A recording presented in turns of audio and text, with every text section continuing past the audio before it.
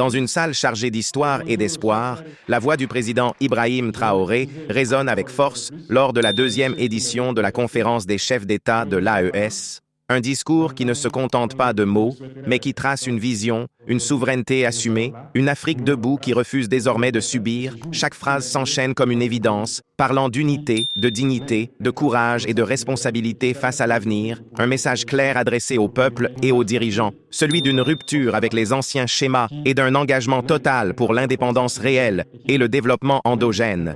Et si ce discours te parle, si tu veux comprendre les enjeux réels derrière les grandes décisions africaines, alors ne reste pas spectateur. Abonne-toi massivement dès maintenant, active la cloche et rejoins une communauté qui cherche la vérité. Bonjour chers frères et sœurs, bonjour chers parents. D'entendre donc le propos, je souhaiterais donc m'excuser auprès de la population sahélienne qui nous a attendus hier et Dieu a voulu que ce soit aujourd'hui que nous soyons là. Nous rendons grâce pour tous les bienfaits et ce jour si merveilleux qu'on se retrouve ici à Bamako pour la deuxième session du Collège des chefs d'État de la Confédération AES. Je voudrais aussi rendre un hommage appuyé à nos vaillantes forces combattantes qui mènent un travail colossal sur le terrain et qui permettent qu'aujourd'hui nous pouvons nous retrouver ici pour communier au nom de nos populations. Je vais m'excuser encore une fois de plus auprès de ceux que mes mots pourraient vexer, parce que je n'irai pas par le dos de la pierre. Nous allons nous attaquer encore aux mots qui minent l'Afrique. Vous avez certainement tous déjà entendu parler du printemps arabe.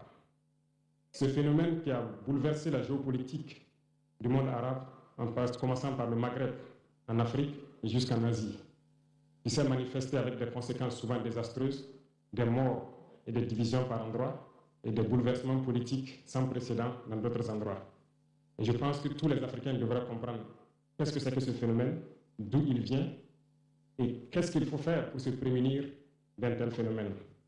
Malheureusement, nous sommes au regret de constater que certains Africains ne se réveillent pas. Et ce que je vais dire n'est que ma pensée à moi, mon analyse, c'est qu'il y a quelque chose qui vient sur l'Afrique de l'Ouest, que j'ai appelé l'hiver noir. L'hiver noir arrive. Il sera un hiver très froid, un hiver sanglant, un hiver meurtrier. Vous allez me poser des questions, pourquoi? Eh bien, en fondant la Confédération de l'AES, nous avons senti ce froid venir. Et tous les jours que Dieu fait, nous nous évertuons à trouver des troncs d'arbres pour allumer un feu qui va réchauffer le cœur des Africains, un feu qui va réchauffer les mentalités et le sang des Africains pour nous unir autour. Nous nous sommes évertués également à faire la chasse aux loups pour essayer d'utiliser leur peau pour faire des manteaux pour nous protéger du froid de l'hiver. Nous nous sommes évertués à construire des montagnes, des grandes montagnes pour briser le vent de l'hiver qui devait s'abattre sur nos communautés.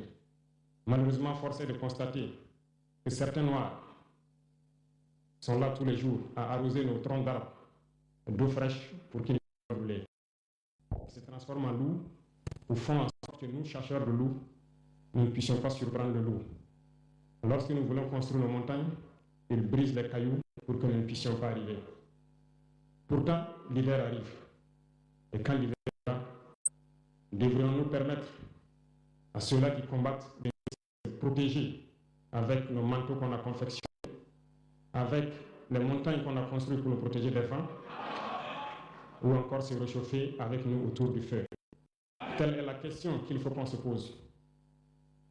Qu'adviendra-t-il donc du panafricanisme quand l'hiver viendra? L'hiver viendra parce que la guerre se transporte en Afrique de l'Ouest. Les impérialistes font tout pour mettre l'Afrique de l'Ouest à feu et à sang. Mais du sommet de l'État jusqu'à certaines populations, soit nous faisons semblant de ne pas voir venir le danger, ou bien nous sommes nous-mêmes complices de ce qui va arriver. Le chaos pourrait s'installer. Je dis bien pourrait s'installer. Beaucoup de gens pourraient mourir. Nous allons nous entretuer de manière tellement atroce que pendant ce temps, ils seraient là à piller nos richesses, à imposer leur volonté. Et ceux qui vont survivre de cette tragédie n'auront que deux choix. Soit s'unir pour toujours contre l'impérialisme, ou de résoudre l'espoir jusqu'à disparaître.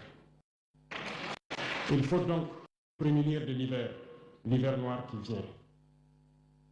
Nous ne pouvons pas comprendre que les Noirs en Afrique de l'Ouest ici prient Dieu que les terroristes tuent les populations noires. Nous ne pouvons pas comprendre que des chefs d'État lâches se cachent derrière des médias, soi-disant médias, pour décourager, insulter, activer la haine entre les populations.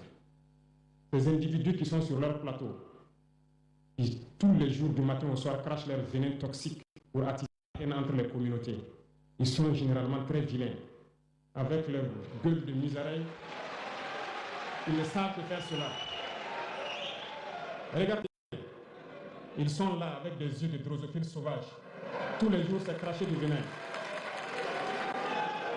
Ils cherchent à diviser les communautés.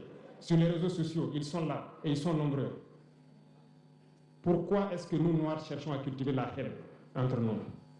Et par hypocrisie, on se dit frère. Il faut que nous puissions nous dire la vérité de manière très crue, quitte à ce que ça vexe, on va s'excuser, mais il faut que nous nous réveillons. Pourquoi est-ce que le noir est comme ça? Pourquoi est-ce que nous ne pouvons pas voir le danger venir, nous unir et nous prémunir? Pourquoi est-ce qu'il faut que par nos comportements, nous allions affronter ces dangers qui risquent de nous décimer? Mais d'autres ont fermé les oreilles, ils font semblant de ne pas entendre la politique de l'Autriche. Des peuples se complaisent dans la colonisation. Ils aiment cette domination. À peine s'ils n'appellent pas les impérialistes, venez nous coloniser. Nous aimons être vos esclaves. Nous nous posons souvent des questions lorsqu'on voit les réactions. Ces pseudo-intellectuels décérébrés qui sont là à longueur de journée à entamer des débats en toute indignité, en toute malhonnêteté, comme s'ils ne voient pas la réalité des exemples qui se présentent à nous. Il y a plein d'exemples. Lorsque la démocratie fait certaines choses contraires aux règles même qu'elle s'est fixées, ils ferment les yeux là-dessus. Mais ils sont prompts à nous appeler juntes ou putschistes. Mais soyez sûrs d'une chose, nous sommes unis et nous resterons unis. Et nous devons ouvrir les yeux. L'AES va évoluer. Tout n'est pas forcément rose. Tout ne peut pas aller au rythme que nous souhaitons. Mais nous avançons sereinement et nous allons arriver à notre objectif.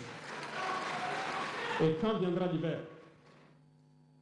si il faille que nous passions par l'hiver pour être libres, pour être unis, nous prions Dieu qu'il en soit ainsi et qu'il protège nos populations. Sinon, une chose est sûre, l'AES vaincra, l'AES grandira. Restez sereins parce que nous avons confiance en nos populations.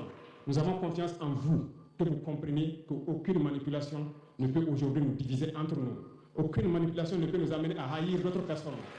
Aucune manipulation ne doit nous amener à riposter d'une manière violente, physique, face à ces individus qui n'ont absolument